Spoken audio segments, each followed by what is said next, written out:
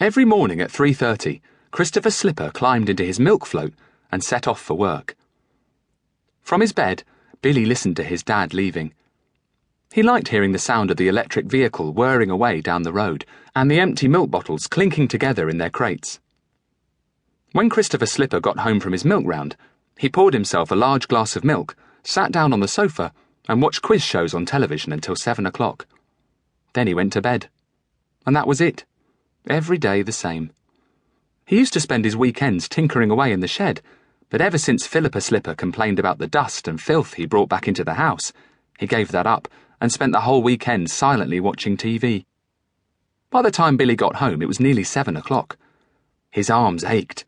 The cat was heavy and awkward to carry, what with its legs sticking out each and every way. On top of that, it didn't stop asking questions all the way home.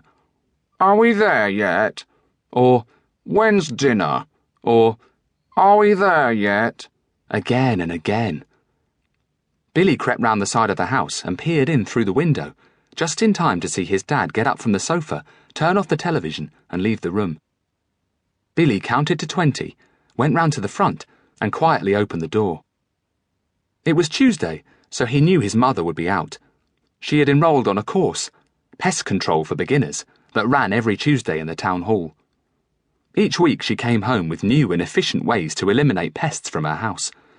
For instance, in week 3, she discovered that stink bugs can live in men's beards for months on end. So that very evening, as soon as she got home, she woke up Christopher Slipper, sent him to the bathroom, and ordered him to shave off his beard there and then. No arguments. Every last bit of bug-infested stubble fuzz. When he finished, she sent him back to bed and set to work. She swept the floor and scrubbed the sink, and just to make sure, she poured a whole bottle of bleach down the plug hole. "We don't want any stink bugs living in the pipes. Oh, the thought of it!" Just another day in the Slipper household. With the cat under his arm, Billy scrunched his way up the hallway. At the bottom of the stairs, he stopped and listened. He could hear Mindy jabbering in the bedroom, which probably meant she was putting her dolls to bed. She went through the same routine every evening. Good dolls slept on the shelf above her bed, but if a doll had been naughty during the day, heaven forbid. The naughty doll's arm or leg was given 3 sharp twists in the pencil sharpener, followed by a night in the isolation shoebox under her bed, thereby allowing the wicked doll plenty of time to think about its behaviour. Some of her naughtier dolls, Lady Crimpline Posh, for instance, no longer had arms and legs, but 4 useless pointy stumps. In the kitchen, Billy put the cat on a chair and opened the fridge. The Slipper fridge had to be the tidiest fridge in the world. Everything was perfectly arranged. All the jars and bottles were kept in straight lines, the yogurts in neat little piles, and each individual vegetable was wrapped in its own bag.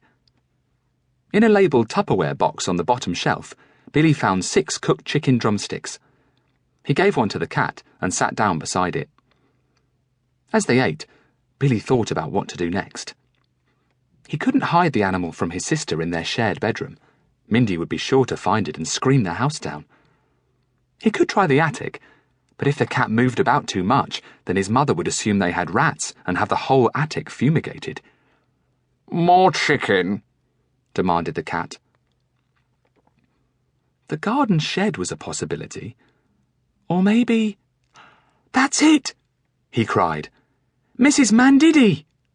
"Mrs. Who Diddy?" queried the cat. "Mrs. Mandiddy. She lives next door. You can stay with her for a few days until we work out what to do with you." "Why can't I stay here?" asked the cat. There was a gloopy piece of chicken stuck to the side of its mouth. "Does Mrs. Mandiddy have chicken? I want chicken." Billy tried to imagine what his mother would do if she ever found this cat in her house.